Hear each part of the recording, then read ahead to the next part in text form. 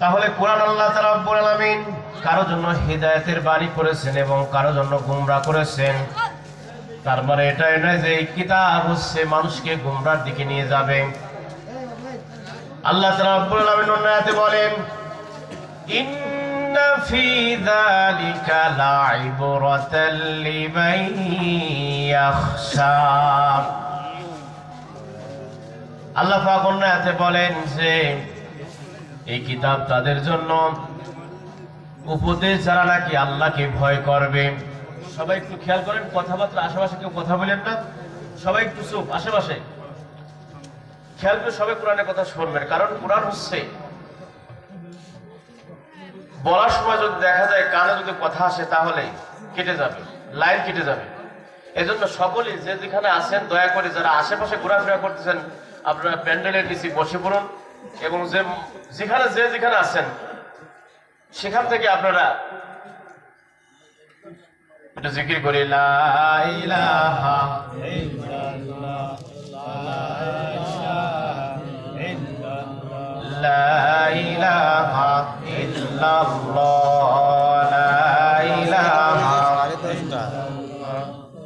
লা ইলাহা ইল্লাল্লাহু মুহাম্মাদুর রাসূলুল্লাহ সাল্লাল্লাহু আলাইহি ওয়াসাল্লাম।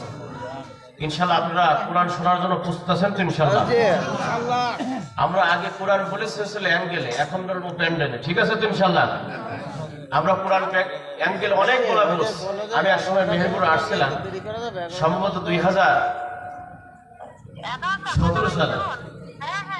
এখান থেকে একজন ওসি ফোন দিয়েছিল যে আপনি যদি কোনো রাজনীতি বা দেশদ্রোহী কোনো কথা বলেন আপনাকে মঞ্চে গ্রেফতার করা হবে। সে ওসি সাহেব মনে সম্ভবত এখন আর নেই, আর সে থাকলে পারো সে বলবে কি যে কথা আমি বলি নাই। কারণ এখন বাংলাদেশে কোরআন বলার একটা উন্মুক্ত সময় এসেছে এবং শোনারও সময় এসেছে। এই জন্য এই সময়টুকু আমরা আল্লাহর জন্য ব্যয় করবো। ইনশাআল্লাহ রাজি আছি তো? এখানে মানুষ আসবে, অনেক বেশি মানুষ আসবে বিধায় যে কোরআন বলতে হবে তার কারণ। যদি একজন মানুষও যদি কোরআন শোনার মন মানসিকতা থাকে তাহলে তার কাছেই কোরআন বলা যায়। আল্লাহ নবীর কাছে একজন সাহাবী, অন্ধ সাহাবী আব্দুল্লাহ ইবনে উম্মি মাকতুম রাদিয়াল্লাহু আনহু, এই অন্ধ সাহাবী রাসূলুল্লাহর কাছে পাশে দাঁড়ায় আছেন, কিন্তু রাসূলুল্লাহ সাল্লাল্লাহু আলাইহি ওয়াসাল্লাম তিনি বক্তব্য দিচ্ছিলেন। ওই জামানার সবচাইতে বড় যারা আবু জেহেল, উতবা, কুতবা, সাইবা, আবু লাহাব এসেছিল রাসূলুল্লাহর মুখ থেকে কোরআন শোনার জন্য, কিন্তু তাদের উদ্দেশ্য ছিল আমরা রাসূলকে আমরা ভুল ধরবো কিন্তু কোরআন আমরা শুনবো না। কিন্তু এখন সাহাবী ছিল পাশে দাঁড়ায়, সে চেষ্টা করেছিল যে আমি নবীদের কাছ থেকে আমি আল্লাহর বিষয়ে অনেক কিছু জানাব। তা তিনি বারবার তিনি জিজ্ঞাসা করতেছেন, রাসূল গো আপনি আমাকে এই বিষয়ে একটু জানান। তখন রাসূলুল্লাহ সাল্লাল্লাহু আলাইহি ওয়াসাল্লাম তিনি একটু ডিস্টার্ব মনে করলেন যে আমার কাছে এখন এত এই জামানার দামি দামি লোক আসছে, কিন্তু এ তো সাহাবী আমার কাছেই থাকে, সেটা করেও তো বলতে পারত। আল্লাহ নবী বললেন, ওইদিকে ভ্রুক্ষেপ করলেন না। আল্লাহ নবী তিনি সামনে যারা লোক ছিল তাদেরকে বলা শুরু করলো। তাদেরকে কথা বলতে বলতে রাসূলুল্লাহ তাদের কথা ভুলে গেলেন এবং সামনে শুধু বলা শুরু করলেন। আল্লাহ নবী যখন কথা শেষ করলেন হুজরাখানায় গেলেন।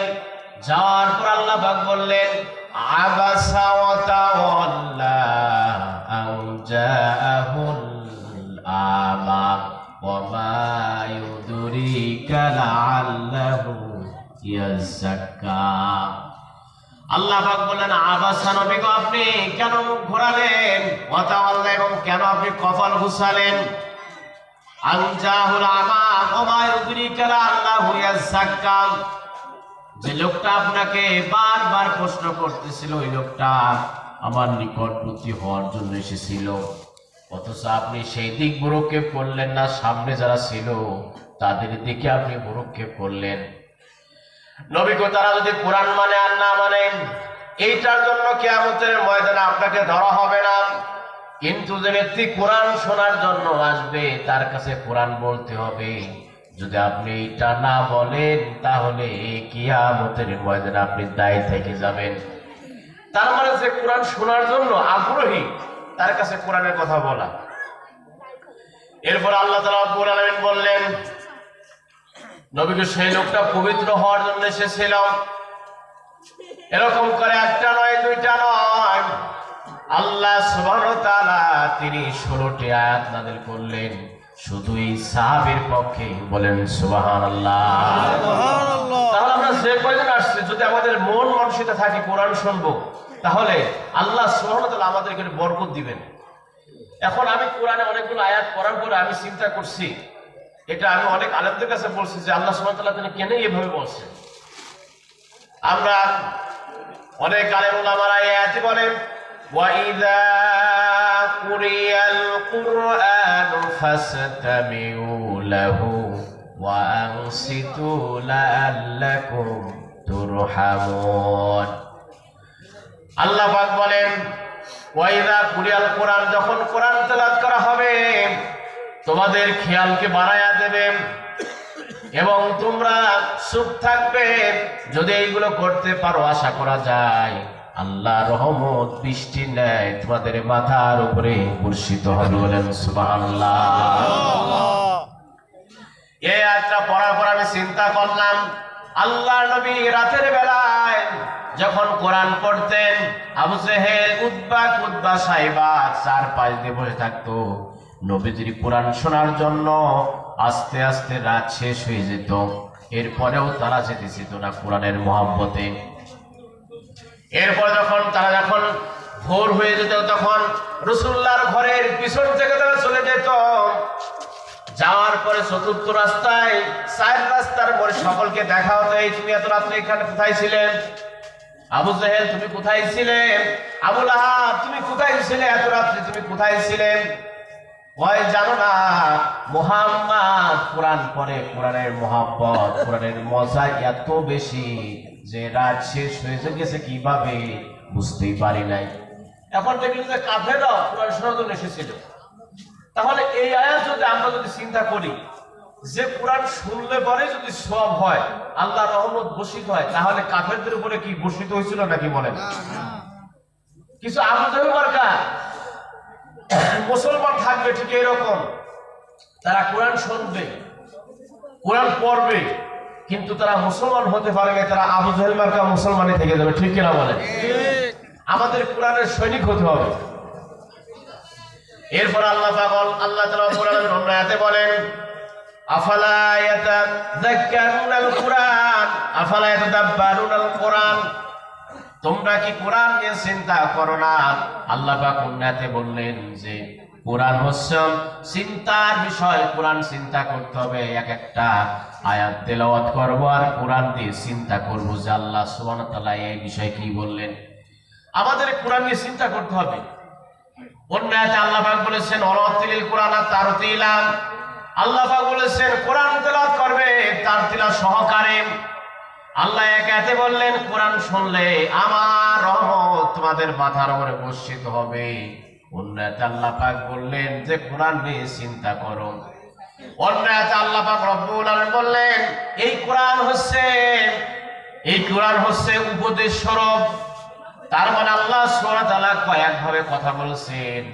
এটা সাধারণ জ্ঞানে বোঝা যাবে না, এটা চিন্তা করলেই বোঝা যাবে। আল্লাহ সুবহানাহু ওয়া তাআলা তিনি যা বলেছেন সব রাইট বলেছেন। যদি কোনো কিছু ভুল হয় সেটা আমাদের মধ্যেই ভুল, এটা আমরা বুঝতে পারি নাই, এই জন্য আমরা কোরআন বুঝতে পারি নাই। কোরআন শোনার জন্য আমাদের 2টা কোয়ালিটি থাকতে হবে। যদি এই 2টা গুণ না থাকে তাহলে কোরআন বললে শুনে এই 2 ব্যক্তির কোনো লাভ হবে না। কয়টা গুণ থাকতে হবে বলেন তো? 2টা গুণ। এই 2টা গুণ যদি না থাকে তাহলে ওই আবু জেহেলের মতন কোরআন শুনবেন কিন্তু কোরআন শুনে কোনো কাজ হবে না। আর যদি এই 2টা গুণ যদি থাকে তাহলে কোরআন বলবে এবং শুনবে, তাহলে এই শোনা এবং বলার মধ্যেই আল্লাহ সুবহানাহু ওয়া তাআলা আমাদেরকে বরকত দেবেন। আল্লাহ তাআলা রব্বুল আলামিন বলেন ইন্নামা তুনযিরু মানিত্তাবা'a যিকরা ওয়া খাশিয়ার রহমান আল্লাহ পাক বলেন কোরআন শোনার জন্য 1 নাম্বার কোরআন শুনবো নিজের জীবনকে পরিবর্তন করার জন্য, 2 নাম্বার কোরআন শুনবো দয়াময় আল্লাহকে না দেখে ভয় করব। এই 2টা গুণ যদি থাকে তাহলে কোরআন শুনলে এবং বললে আল্লাহ সুবহানাহু ওয়া তাআলা আমাদেরকে বরকত দেন। বলেন সুবহানাল্লাহ। তাহলে কোরআন শোনার জন্য কয়টা কোয়ালিটি থাকতে হবে? 2টা। এক নম্বরে কোরআন শুনবো মানার জন্য, নিজের জীবনকে পরিবর্তন করার জন্য, রাষ্ট্র চালানোর জন্য, সমাজ চালানোর জন্য, ফ্যামিলি চালানোর জন্য, সবকিছু আমার কোরআন আমার দিক নির্দেশন দেবে। আর 2 নম্বরে দয়াময় আল্লাহকে না দেখে কি করতে হবে? বিশ্বাস করতে হবে। আপনাদের এলাকায় বা আমাদের এলাকায় কিছু প্রায় নিকটবর্তী তারা নাকি বলে কি যে আমরা আমাদের কাছে আসো, আমরা আল্লাহকে দেখায় দেব। আল্লাহকে দেখানো যাবে? বলেন আল্লাহ যদি কেউ দেখায়া দেয় তাহলে কোরআনের ভাষায় ওয়াকানা মিনাল কাফির, সে ব্যক্তি কাফের। সে ব্যক্তি কি? আল্লাহকে দেখা যাবে? লা তুদরিকুহুল আবসার, কোন চোখ কোন আলো আল্লাহকে দেখতে পারে না। আমরা দেখবো কোথায়? জান্নাতে গিয়ে। আমরা কোথায় দেখবো আল্লাহকে? ইনশাআল্লাহ জান্নাতে গিয়ে আমরা আল্লাহকে দেখবো। তাছাড়া এই দুনিয়াতে আল্লাহ সুবহানাহু ওয়া তাআলাকে দেখা যাবে না। এই জন্য আল্লাহ তাআলা রব্বুল আলামিন আমাদের এই জীবন, এই দুনিয়া থেকে পরকালের জীবনকে গোছাতে হবে। এই পৃথিবীতে কত ক্ষমতা দেখাইছিল, কত কিছু দেখাইছিল, কিন্তু আজকে তাদের কোনো ক্ষমতা নাই, তাদের কোনো তাকাব্বুরি নাই। তারা বলবে হালাকান্নি সুলতানিয়া, হায় হায় রে আজকে আমাদের ক্ষমতায় কাজে আসে নাই। কিয়ামতের ময়দানে তারা এই কথাই বলবে হালাকান্নি সুলতানিয়া। সেই দিন আল্লাহ হিসাব নিকাশ নিয়ে বলবেন যে জাহান্নামে চলে যাও। আল্লাহ পাক সেই দিন বলবেন হালাকান্নি সুলতানিয়া।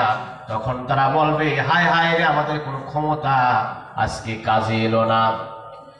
এই জন্য ভাইরা আমার, যে কয়জন এখানে এসেছেন, আমাদের চিন্তা চেতনা থাকবে 1 নম্বরে এই দুনিয়াতে আমরা কেউ স্থায়ী না। এই মেহেরপুর শহরে অনেক মানুষ বসবাস করেছিল, তারা এখন আর নাই, তারা কবরে চলে গেছে।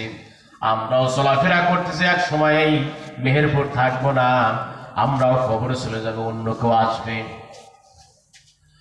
কিয়ামতের ময়দানে আল্লাহ তাআলা রব্বুল সকলকে একত্রে করবেন আর ডাক দেবেন, বান্দারে দুনিয়াতে কত সময় ছিলে, কি কি করেছিলেন? আমরা সকলেই সেই দিন আসাধ্য হয়ে যাব আল্লাহর কাছে, বলবেন আল্লাহ আমরা দুনিয়াতে কত সময় থাকবো আর কত সময় থাকবো আল্লাহ।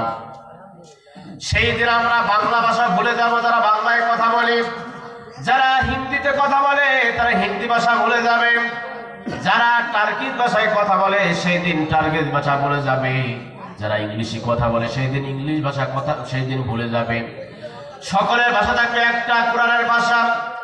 আল্লাহ পাক বলেন সেই দিন কোন মানুষ তার নিজের মাতৃভাষা থাকবে না, সব ভুলে যাবে, সব ভুলে যাবেন। সেই দিন আল্লাহ তাআলা রব্বুল আলামিনের সামনে আমরা বলবো আল্লাহ আমরা দুনিয়াতে 1 সকাল অথবা 1 বিকাল অবস্থান করেছিলাম। এই দুনিয়াতে আমরা 1 সকাল 1 বিকাল আমরা অবস্থান করেছিলাম। আল্লাহ পাক বলেন নবী তো আপনি সেই ঘটনা দৃষ্টান্ত বর্ণনা করুন যে একজন নবী জেলখানায় ছিল, দুষ্টু মানুষের জেলখানায় ছিল। যখন জেলখানা থেকে ছাড়া পেয়েছিল তার কাছে একটা গদ্দপ ছিল আর কিছু খাবার ছিল। সেখান থেকে রওনা করতে করতে তিনি চলে গেলেন অনেক দূরে। সম্ভবত সেইটা এখন বর্তমান সেটা গাজাই হবে। তিনি দেখলো যে সেখানে ঘর বাড়িগুলো ভাঙ্গা, রাস্তাঘাট গুলো ভাঙ্গা। আর